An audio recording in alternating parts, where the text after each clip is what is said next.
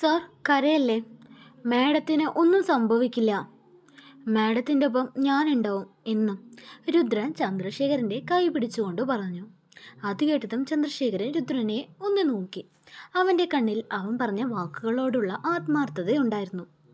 ചന്ദ്രശേഖരൻ നിറക്കണ്ണുകളോടെ അവനോട് ചോദിച്ചു, എന്നാൽ തനിക്ക് എൻ്റെ ഗായത്രി മോളെ കല്യാണം കഴിക്കാൻ പറ്റുമോ എന്ന്. ചന്ദ്രശേഖരൻ്റെ ആ ചോദ്യം കേട്ട് രുദ്രൻ ഒന്ന് പകച്ചുപോയി.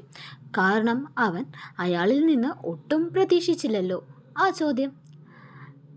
അവൻ ഒന്നും മടിച്ചു. എടോ, താൻ വലിപ്പ ചെറുപ്പങ്ങളെക്കുറിച്ച് ആലോചിക്കാതെ ഒരു മറുപടി പറ. തനിക്ക് സാധിക്കോ എൻ്റെ കുഞ്ഞിനെ ഏറ്റെടുക്കാൻ? ശിവമോള് അവളുടെ ജീവിതത്തിൽ വന്നത് മുതലാ അവൾ ആ പഴയ ഗായത്രിയായി മാറാൻ തുടങ്ങിയത്. ഇപ്പോഴും പൂർണ്ണമായി അവൾ അതിലേക്ക് തിരിച്ചു വന്നിട്ടില്ല. എങ്കിലും ശിവമോളുടെ സാന്നിധ്യം അവളെ പഴയതിനേക്കാൾ മിടുക്കിയാക്കും. അവളുടെ ജീവിതത്തിൽ ആ പഴയ സന്തോഷവും കളിച്ചിരികളും സമാധാനവും അങ്ങനെ എല്ലാം വരും. ഗായത്രിക്ക് വേണ്ടി മാത്രമല്ല ഞാനിത് പറയുന്നത്, ശിവമോൾക്കും കൂടി വേണ്ടിയാ. ഒരമ്മയുടെ സ്നേഹവും കരുതലും എല്ലാം ഗായത്രിയിൽ നിന്ന് ശിവമോൾക്ക് ലഭിക്കുന്നുണ്ട് ഇപ്പോൾ. അവൾക്ക് അത് ജീവിതകാലം മുഴുവൻ ലഭിക്കണം. ഒരു അച്ഛൻ്റെ സ്വാർത്ഥമായ ചിന്തയാണെന്ന് തന്നെ താൻ കൂട്ടിക്കോ. ഞാൻ ചോദിക്കുകയാ, എൻ്റെ മോളെ ഏറ്റെടുക്കാനാവുമോ തനിക്ക്?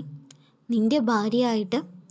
തൻ്റെ മുമ്പിൽ കണ്ണീർ തൂവി നിൽക്കുന്ന ആ അച്ഛനെ ഒന്ന് നോക്കിക്കൊണ്ട് രുദ്രൻ അവൻ്റെ കണ്ണ് അടച്ചു കുറച്ചു നിമിഷത്തേക്ക്. അപ്പോൾ അവൻ്റെ മുമ്പിൽ തെളിഞ്ഞു വന്നത് സിന്ദൂരമിട്ട് തന്നോട് ചേർന്ന് കുഞ്ഞിനെ പിടിച്ചു നിൽക്കുന്ന ഗായത്രിയുടെ രൂപമാണ്. പെട്ടെന്ന് ആ രൂപം മനസ്സിൽ കണ്ടപ്പോൾ അവൻ്റെ ചുണ്ടിൽ അവൻ അറിയാതെ തന്നെ ഒരു കുഞ്ഞു ചിരി വിടർന്നു. അവൻ ചന്ദ്രശേഖരനോട് പറഞ്ഞു, എനിക്ക് സമ്മതമാണ് സർ എന്ന്. അത് കേട്ടതും ചന്ദ്രശേഖരനും സന്തോഷമായി. അയാളുടെ മുഖം പ്രകാശിച്ചു എന്ന് തന്നെ പറയാം. സർ, പക്ഷെ മാഡം അതിന് സമ്മതിക്കുമോ? അവൻ സംശയത്തോടു കൂടി ചന്ദ്രശേഖരനോട് ചോദിച്ചു. ചന്ദ്രശേഖരൻ അതിന് ചിരിച്ചു. എടോ, ഗായത്രിക്ക് സമ്മത. ഞാൻ അവളോട് ഇക്കാര്യം സംസാരിച്ചിട്ടുണ്ടായിരുന്നു. ചന്ദ്രശേഖരൻ അത് പറഞ്ഞത് കേട്ടതും രുദ്രൻ ആകാംക്ഷയോടെ അയാളോട് ചോദിച്ചു, സാർ, എന്നോട് പറയുന്നതിന് മുമ്പ് മാഡത്തിനോട് ചോദിച്ചിട്ടുണ്ടായിരുന്നോ? മാഡം എന്താ പറഞ്ഞത്? ഗായത്രി ആദ്യം എതിർത്തു, പിന്നെ ശിവമോളുടെ കാര്യം പറഞ്ഞപ്പോൾ അവളും സമ്മതിച്ചു. എന്തായാലും നന്ദിയുണ്ട്, താൻ ഗായത്രിയെ കല്യാണം കഴിക്കാൻ സമ്മതിച്ചല്ലോ. ഇനിയിപ്പോൾ എനിക്ക് സമാധാനത്തോടെ മരിക്കാം. ഗായത്രി ഒറ്റയ്ക്കാവില്ല എന്ന് ചന്ദ്രശേഖരൻ നിറഞ്ഞ ചിരിയോടെ പറഞ്ഞു. എന്നിട്ട് അദ്ദേഹം നടന്നു. രുദ്രൻ്റെ മനസ്സിപ്പോൾ അസ്വസ്ഥമല്ല, മറിച്ച് കുറേ ചോദ്യങ്ങൾ മാത്രമായിരുന്നു ഉയർന്നു വന്നത്. എന്നാൽ അവന് ഗായത്രി ജീവിതത്തിലേക്ക് വരുന്നത് കൊണ്ട് കുറച്ച് സന്തോഷമൊക്കെ ഉണ്ടായിരുന്നു കേട്ടോ. ചന്ദ്രശേഖരനാണെങ്കിൽ സന്തോഷത്തോടെ ആദ്യം നടന്നു നീങ്ങിയത് ഗായത്രിയുടെ റൂമിലേക്കായിരുന്നു. ചന്ദ്രശേഖരൻ്റെ മുഖത്ത് നല്ല സന്തോഷം ഉണ്ടായിരുന്നു കേട്ടോ. വാതിൽ തുറന്ന ഗായത്രി ചന്ദ്രശേഖരനോട് ചോദിച്ചു, എന്താ അച്ഛാ ഈ നേരത്ത്? അത് മോളെ കല്യാണപ്പെണ്ണാവൻ റെഡിയായിക്കോ, അയാൾ സന്തോഷത്തോടു കൂടി ഗായത്രിയോട് പറഞ്ഞു. ചന്ദ്രശേഖരൻ എന്ന് പറഞ്ഞപ്പോൾ ഗായത്രി ഒന്ന് ഞെട്ടി. രുദ്രൻ കല്യാണത്തിന് സമ്മതിച്ചോ എന്നവൾ സ്വയം ചോദിച്ചു. എന്താ മോളെ നീ ആലോചിക്കുന്നത്? ഗായത്രി താൻ പറഞ്ഞതിന് ഒന്നും മിണ്ടാതെ നിൽക്കുന്നത് കണ്ട ചന്ദ്രശേഖരൻ അവളോട് ചോദിച്ചു. ഒന്നുമല്ല അച്ഛാ, അച്ഛൻ എന്താ പറഞ്ഞത്? ഞാൻ പറഞ്ഞത് എൻ്റെ മോളുടെ കല്യാണം ഉടൻ നടക്കുമെന്ന്. രുദ്രൻ സമ്മതിച്ചോ അച്ഛാ അതിന്? ഹാടാ, അവൻ സമ്മതിച്ചു. ഇനി ഉടൻ ഈ വിവാഹം നടത്തണം, എന്നാലേ അച്ഛനൊരു സമാധാനം ഉണ്ടാവുള്ളൂ, അയാൾ സന്തോഷത്തോടു കൂടി ഗായത്രിയോട് പറഞ്ഞു. എന്നാൽ എൻ്റെ മോള് പോയി കിടന്നോ എന്ന് പറഞ്ഞ് ചന്ദ്രശേഖരൻ റൂമിലേക്ക് പോയി. രുദ്രൻ സമ്മതിച്ചോ? അവൻ സമ്മതിക്കില്ല എന്നല്ല ഞാൻ വിചാരിച്ചേ.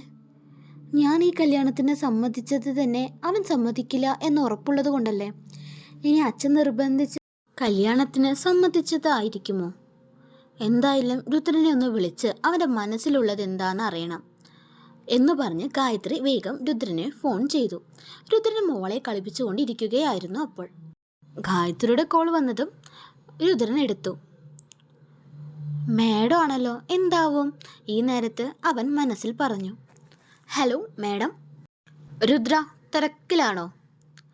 അവൾ ഗൗരവമേറിയ ശബ്ദത്തോടു കൂടി രുദ്രനോട് ചോദിച്ചു. അല്ല മാഡം, ഞാൻ മോളുടെ കൂടെ ഇരിക്കുകയായിരുന്നു. ആണോ? കുഞ്ഞെന്തേയാ?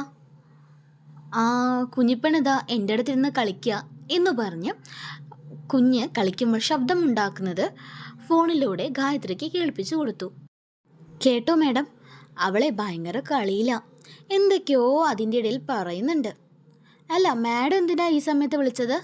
എന്തെങ്കിലും വർക്കുണ്ടോ? രുദ്രൻ അവൾ വിളിച്ചതിനെ കുറിച്ച് ചോദിച്ചപ്പോഴാണ് താൻ രുദ്രനെ വിളിച്ച കാര്യം തന്നെ അവൾക്ക് ഓർമ്മ വന്നത്. അതുവരെ അവൾ ശിവമോളെ കുറിച്ച് ആലോചിച്ച് ഇരിക്കുകയായിരുന്നു. ശിവമോളുടെ ശബ്ദം കേട്ടപ്പോൾ അവൾ എല്ലാം മറന്നുപോയിരുന്നു. രുദ്ര, താനൊന്നിപ്പോൾ ഗാർഡൻ ഏരിയയിലേക്ക് വരുമോ? അതിനെന്താ മാഡം, ഞാൻ വരാലോ. ഓക്കെ, എന്നാ വേഗം വായോ, ഞാൻ ഇപ്പോൾ തന്നെ അങ്ങോട്ട് വരാം, രുദ്രൻ പറഞ്ഞു. ഗായത്രി ചെല്ലുമ്പോൾ രുദ്രൻ ശിവമോളെ ഗാർഡനിൻ്റെ ബെഞ്ചിലിരുത്തി കളിപ്പിക്കുകയായിരുന്നു. രുദ്ര. ആ മാഡം. ഗായത്രിയെ കണ്ടതും രുദ്രൻ മോളെയും കൊണ്ട് എഴുന്നേറ്റു. എന്താ മാഡം ഈ സമയത്ത്? രുദ്രൻ ഗായത്രിയോട് ചോദിച്ചു. ഗായത്രി എന്തായിരിക്കും പറയാ? ഈ കല്യാണം വേണ്ട പറയൂ? ഇനി എന്തായിരിക്കും അവരുടെ ജീവിതത്തിൽ സംഭവിക്കുക? നമുക്കത് അടുത്ത പാട്ടിൽ കാണാം കേട്ടോ. Thanks for watching guys. ഇഷ്ടമായ ഒന്ന് സബ്സ്ക്രൈബ് ചെയ്യണേ.